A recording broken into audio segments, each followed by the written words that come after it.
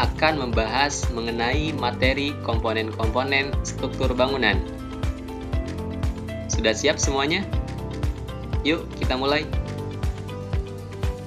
Teman-teman, sudah pada tahu belum apa perbedaan antara struktur bangunan dengan konstruksi bangunan? Secara definisi, struktur itu diartikan sebagai bagian-bagian yang membentuk berdirinya sebuah bangunan. Nah, di bagian-bagian itu terdiri dari pondasi, sloop, dinding, kolom, ring, kuda-kuda, hingga ke atap. Sedangkan konstruksi diartikan sebagai gabungan dari keseluruhan elemen struktur dan juga non-struktur.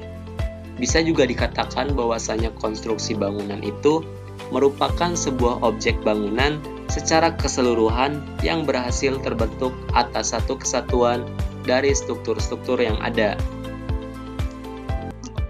Jika kita ibaratkan struktur dengan bagian tubuh manusia, maka struktur itu adalah jantung, paru-paru, tulang, dan lain-lain. Sedangkan konstruksinya itu diibaratkan dengan tubuh manusia itu sendiri. Maka dalam bangunan, struktur itu adalah balok, kolom, dinding, atap, dan lain-lain. Sedangkan konstruksinya itu adalah bangunan itu sendiri.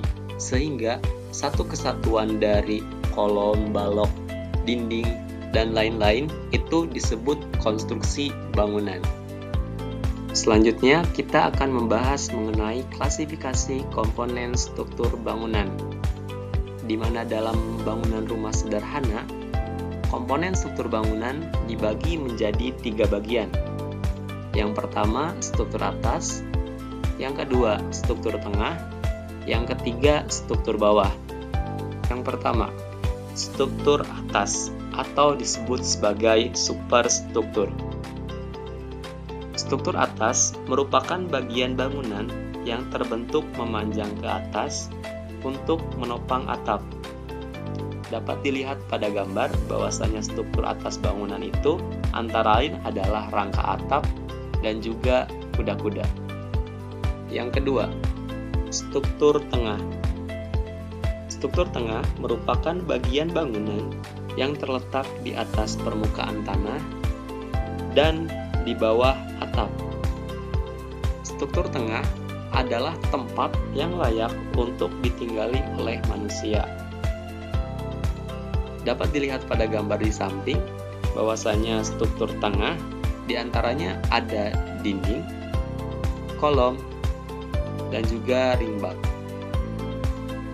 Yang ketiga, ada struktur bawah atau disebut sebagai substruktur. Struktur bawah adalah bagian bangunan yang terletak di bawah permukaan tanah. Dalam gambar di samping, struktur bawah ada pondasi dan juga sloop. Sekarang kita akan membahas satu persatu komponen struktur bangunan. Nah, yang pertama adalah pondasi. Pengertian dari pondasi merupakan bagian paling bawah dari struktur bangunan yang bersentuhan langsung dengan tanah. Adapun fungsi dari pondasi adalah untuk menyalurkan beban dari kolom dan juga tembok dari struktur atas lebih tepatnya ke tanah. Adapun klasifikasi pondasi dibagi menjadi 2. Yang pertama, pondasi dangkal adalah pondasi yang kedalamannya tidak lebih dari 2 meter. Pondasi dangkal biasanya digunakan dalam pembangunan rumah sederhana. Contohnya pondasi batu kali.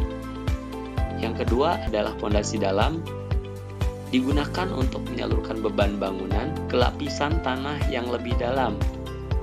Biasanya pondasi ini digunakan untuk bangunan tinggi, bangunan-bangunan gedung, dan contohnya adalah pondasi tiang pancang. Yang kedua ada sloop. Nah, sloop itu merupakan komponen horizontal yang terletak di atas pondasi. Di atas pondasi ya, sloop itu bentuknya balok dan memanjang yang terbuat dari beton bertulang. Fungsinya adalah untuk meratakan beban dari atas dan diteruskan ke pondasi. Selain itu, berguna juga untuk mengikat struktur kolom serta pengunci dinding agar saat terjadi pergerakan tanah, dinding tidak roboh. Yang ketiga ada kolom.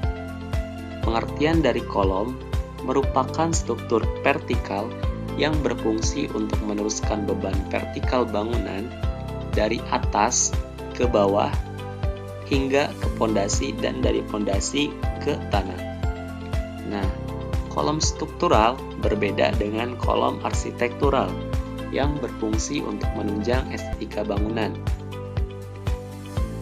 Kolom yang tidak memenuhi standar juga itu sangat berbahaya karena kolom adalah salah satu komponen penting dalam suatu bangunan.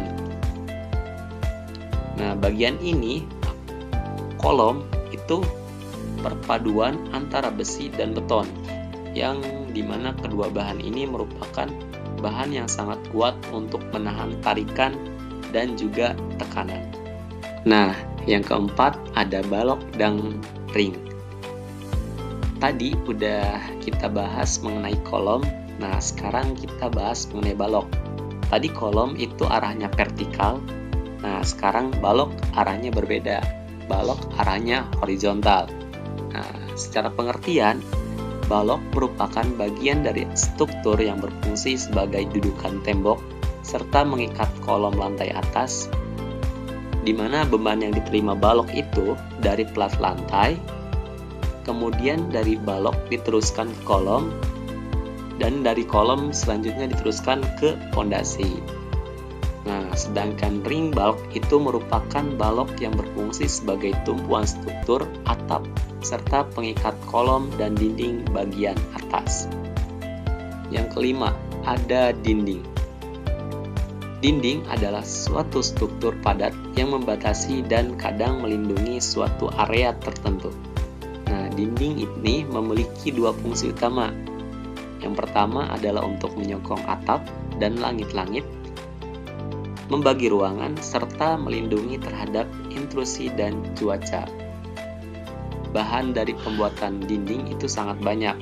Ada batu bata, batako, dan lain-lain.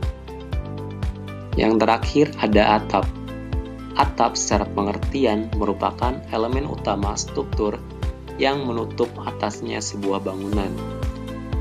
Fungsi utamanya adalah untuk melindungi interior bangunan dari tantangan iklim, sama kayak dinding. Dinding juga untuk melindungi interior bangunan, sedangkan atap untuk melindungi dari hujan, dari panasnya matahari, dan lain-lain. Nah, itu dia pembelajaran di video kita kali ini. Gimana? Seru bukan? Udah dipahami kan materinya? Nah, barangkali dari teman-teman ada yang belum dipahami terkait materi dalam video pembelajaran kita kali ini. Silahkan ya untuk dituliskan di kolom komentar pertanyaannya. Terima kasih teman-teman yang sudah menonton video kali ini. Sampai jumpa di materi selanjutnya. Dadah!